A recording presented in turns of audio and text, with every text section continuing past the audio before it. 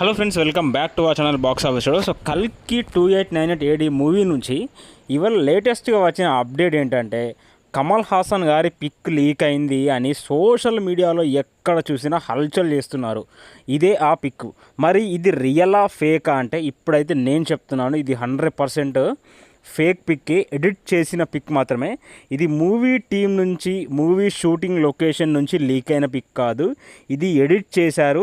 దీనికి కావాలనే రూమర్స్ ఇది స్ప్రెడ్ చేస్తున్నారు. ఇదైతే రియల్ పిక్ కాదు, ఎడిటెడ్ పిక్ భయ్య.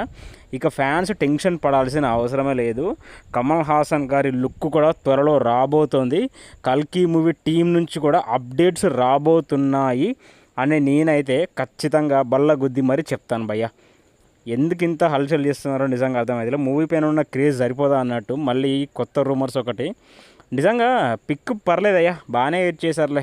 Great to the editor.